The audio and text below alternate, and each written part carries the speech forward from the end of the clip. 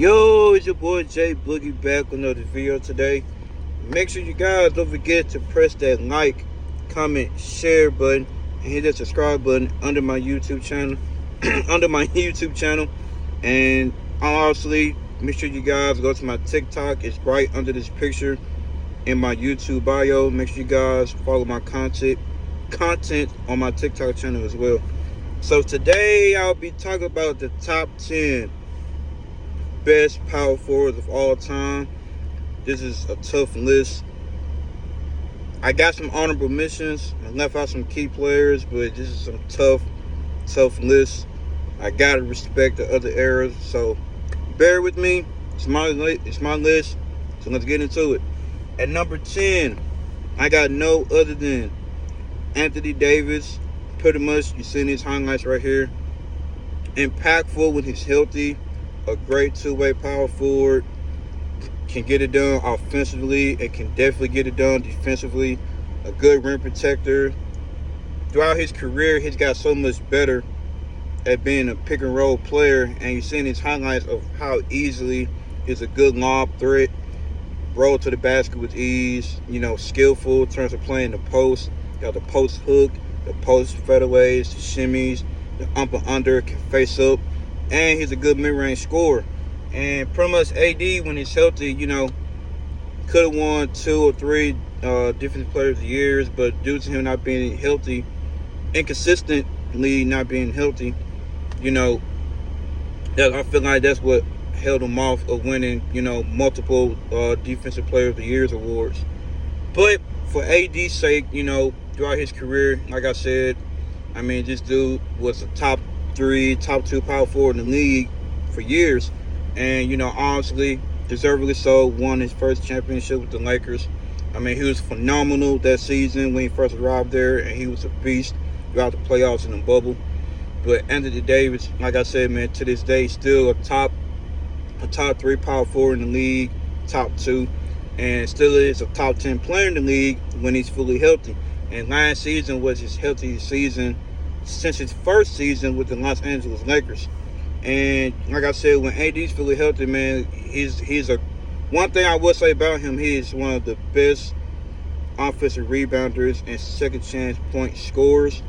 Dude can rebound his tail off, and pretty much Anthony Davis, like I said, when he's healthy, he's impactful on both ends of the floor. Got nice handles, can take bigs off the dribble, similar to other power forwards like the Kevin Garnett, who I'm to talk about later on. Obviously, he's on this list. But, for AD, shout out to Anthony Davis to be number 2 on this list.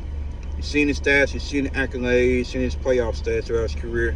AD, when healthy, like I said, this dude is a man amongst boys. And at number 9, I got no other than a Celtic great, a Celtics legend, Kevin McHale. Kevin McHale, man, this dude is a definition of a great role player. No ego. This guy won 6th Man of the Year twice with starters type numbers. And, he was a good two-way power forward. Pretty much Kevin McHale was the foundation of the post footwork in the post. A lot of great NBA players learned from Kevin McHale in the low post game. And him and Larry Bird was a great duo. And then coming along with Dennis Johnson's, the Robert Parrish. There was a great Celtics team in the Larry Bird and Kevin McHale era. And Kevin McHale, it don't get talked about a lot, but a lot of the post moves, the up and unders and stuff, all started from Kevin McHale. And Kevin McHale was a beast on the low block. This dude was phenomenal in his prime, in his heyday. Consistently a 17, 18-point scorer. And I feel like with him, he could have made more All-NBAs had he started more. But, to each his own. You win it 2 6 Man of the Years, a multiple NBA champion, All-NBA selection, of course, many All-Star appearances. And, he was a great offensive piece and defensive piece for the Celtics. And, Kevin McHale deserved to be number 9 on this list, no doubt about it. And at number 8, I got no other than the great late of Bob Pettit. Not going to sit here in front I didn't watch this guy. Obviously, I was even born. But I gotta give his credit Look at his stats for one. This dude was a beast. Excuse me. This dude was a beast on the boards. I mean, to average 16 rebounds a game throughout your career, I mean, that's your total. I mean, that's impressive. Honestly, there was a different era back then, but you gotta give respect to others that came before us. And Bob Pizza, see his stats, and then obviously, boom, you see his accolades. I mean, this dude was an all-around power forward. Can get buckets, a good rebounder, a good defender. I mean, for what he's done for his era was impressive. It's nice. I can't just knock him off the list like that just because, obviously, like I said, it was a different era. Obviously, that's when television was still black and white. But, you know what I'm saying? Like I said, you got to give respect to these type of legends. And Bob Pizza was talked about a lot throughout decades, throughout different generations. And, like I said, I got to put him on this list at number 8. Like I said, this dude was dominant in his own right, of his own era, at his own position. And like I said, this dude was a beast. So shout out to Bob Pizza. And at number 7, respectfully, no doubt, Elvin Hayes. I knew about this guy since I was in middle school. This dude was a beast. I mean, this dude, two-way power forward. This dude was a good rim protector, good shot blocker, interior. Defensive presence was up to none. Good rebounder, another good scorer. I mean, could get it done. Had a nice mid-range game, a nice low post game. Elvin Hayes is heavily respected amongst other NBA legends and greats and players to this day. And like I said, Elvin Hayes, especially to the older heads that really watch this guy live, know what I'm talking about. This dude was another good two-way power forward. I'm saying two-way, but let's just say he was a good player on both ends. But predominantly, I feel like he was more known of like the interior paint scorer and good shot blocker. Because I think for his career, his total averaging blocks was I think two blocks per game. And Elvin Hayes, like I said, he was dominant in his own right, in his own era. I believe he won a championship with the Bullets. I think some team in Washington. Don't quote on me, but Elvin Hayes, like I said, another great power forward legend on this list. Got to be number 7 on this list. For what he's done for the league, for his era, for his own right, was phenomenal, top notch. Shout out to Elvin Hayes. Deserve to be number 7 on this list, no doubt about it. And at number 6, the round mound for rebound, Chuck Charles freaking Barkley. Seeing his highlights from his MVP season, he was dominant in the Western Conference in the 1992-93 playoffs in the Western Conference, And Charles Barkley was the first undersized power forward at 6'5", 6'6", getting it done. You already seen the highlights of him going coast to coast, fast break transition, quick, and just dominant in the fast break transition moments. And this guy, like I said, for his size, physique, and height, this dude can get it done. One of the best rebounders of all time. This dude was man on the boards. Like Kawhi Leonard said, board man gets paid. And for what he's done for the Philadelphia 76ers, he was completely dominant, carrying that pressure on his back after Moses Malone and Dr. J had retired. He pretty much carried that franchise on his back. Couldn't get up the hump in the playoffs, but eventually find more success with the Phoenix Suns. Still didn't win a championship, but a better scenery, better presence. But for Charles Barkley's sake, he was a pioneer of an undersized power forward that, yeah, I'm 6'6", but I can get you 30 points in this game and like 19 rebounds. Good, underrated playmaker when he wanted to play make. I mean, just Charles Barkley was, he was a good mid-range shooter. You already seen his highlights. This dude can get it done on low block. I mean, Charles Barkley was a foundation of, no matter the height you is, no matter the weight you are, go out there, give it your all. And this dude did that. And like I said, just being dominant on the boards, just at 6'6".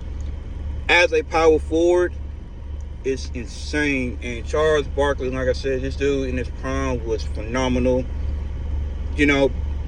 real as he gets. He didn't sugarcoat nothing. I mean, dude was relentless, toughness. There was nothing soft about him on the court, and dude just got it done, especially offensively. And, you know, he had moments where he had good defensive moments throughout his career where he was just getting some great blocks on some bigger bigs that was like 6'9", 6'10", or 7 foot. And like I said, Charles Barkley, man, this dude was man amongst boards. And like I say, Charles Barkley was a pioneer of undersized forwards, of just getting it done. And you know, he just started a whole evolution because you got like the guy like the Larry Johnsons, who was another 6'5", 6'6" power forward. I mean, the list goes on, and then, you know, like I said, Charles Barkley laid out that blueprint and that foundation. Like I say, he's one of the greatest rebounders, one of the greatest transition scorers. Because, like I said, coast to coast, a guy that big, but at a shooting guard height, playing power forward, going coast to coast. I mean, this dude, seeing his highlights, I mean, this dude was legendary. So shout out to Chuck, no other than Charles Barkley. And at number 5, the great Dirk Nowitzki. Seeing his highlights from the 2011 playoff run, Dirk Nowitzki, pioneer, stretch forward, guy can get it done, shooting the perimeter shots, the mid-range, the 3-ball. Iconic, the most iconic post fadeaway at his position. With one leg up fadeaway. I mean, Dirk Nowitzki was a pure bucket.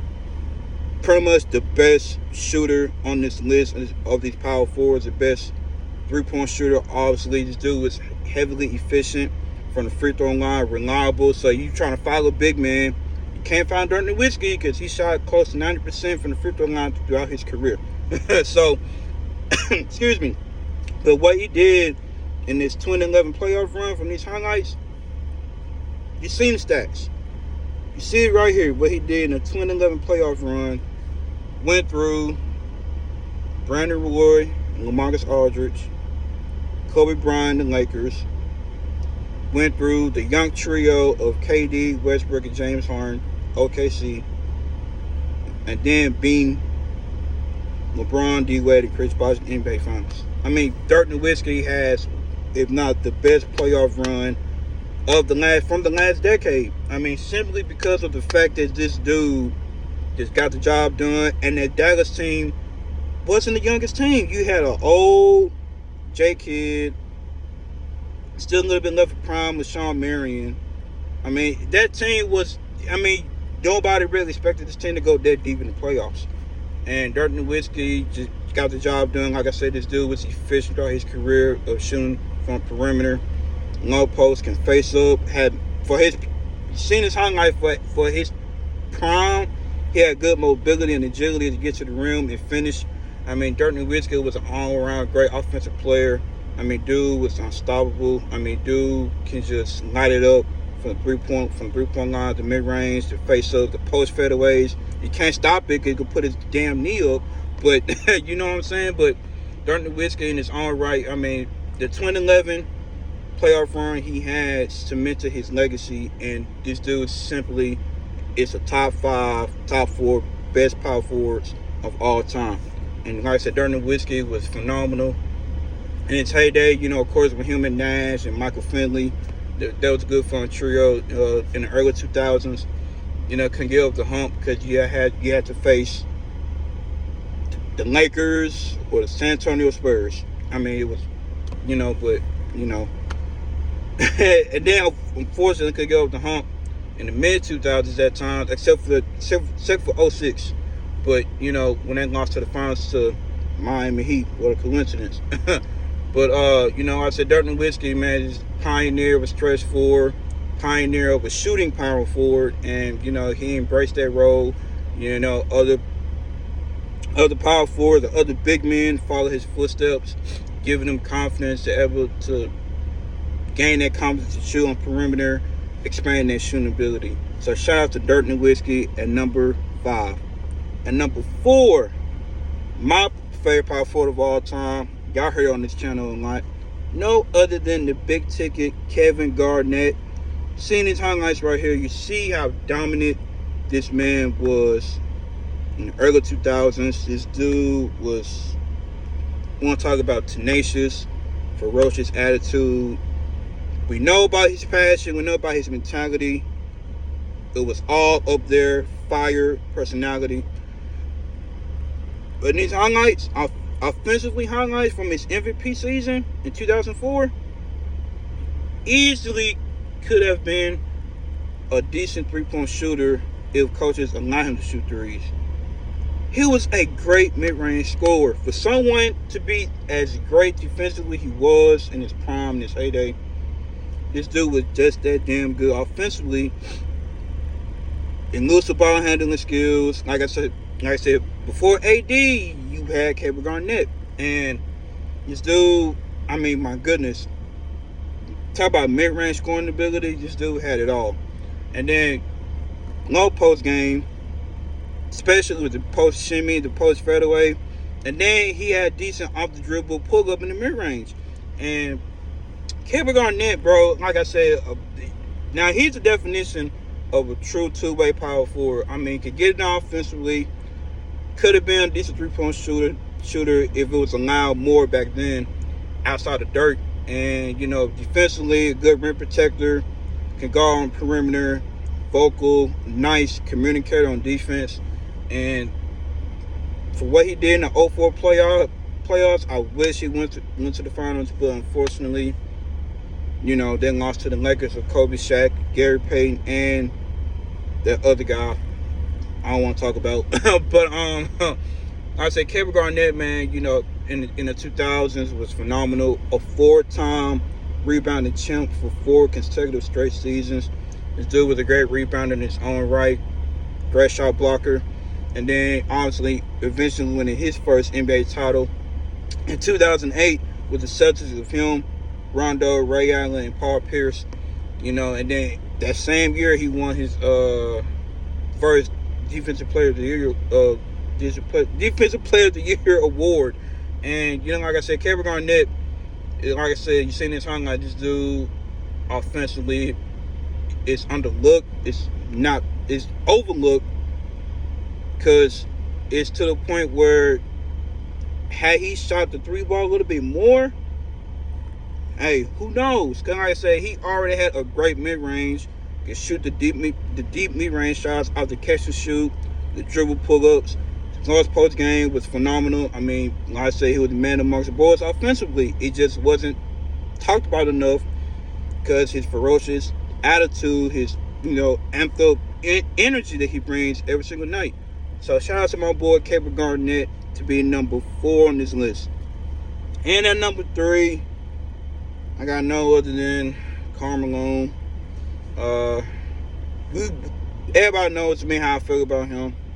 You know, I ain't got too much to say about him. You know, on the court, like in a basketball world, a great player. Him and John Stockton was a great duo. The pick and rolls was unstoppable. You know, pretty much Karl Malone. Seen his stats, seen his highlight, not highlights. I didn't post on highlights. Seen his stats right here. Nice accolades. You know, winning 2-time MVP award. I think he won in 1997. Then he won one in 1999. That was the lockout year. But you know, Karl Malone in the basketball world was a great player. Great scorer, good post scorer. I mean, hey, like I said, as a basketball player, he was great. But I ain't got time to talk about him too much. Y'all know how I feel about him. And at number 2, no other than the Greek freak, Giannis Antetokounmpo. I'm gonna tell y'all something about him, bro. Ever since he won Most Improved in 2017, he has made consecutive All-NBA first teams. Multiple seasons where after that season he won 2 MVPs and literally made consecutive top 3 votes in MVP race. That's how dominant he has been.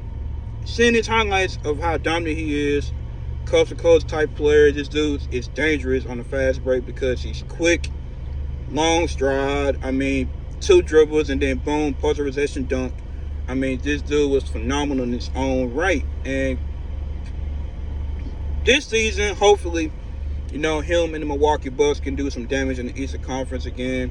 Unfortunately, they still got Doc Rivers, but that's besides the point. But for Giannis' career, talk about dominance. I mean, consistency, consistently dominant. And, ever since LeBron left the East, it was his conference. And, I'd say Giannis, the dude can get it done. Underrated. He's underrated. He's an underrated playmaker. I'm tired of people don't want to bring that up, but this dude is heavily underrated for his playmaking ability.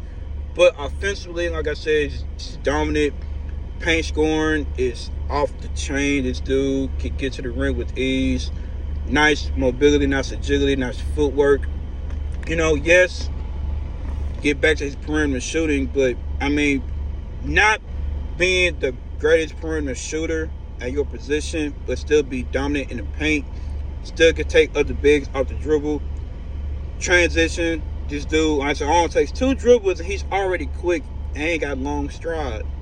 Pause. But Giannis Antetokounmpo is dominant, consistently dominant. This dude can easily be a top 3 MVP candidate this upcoming season.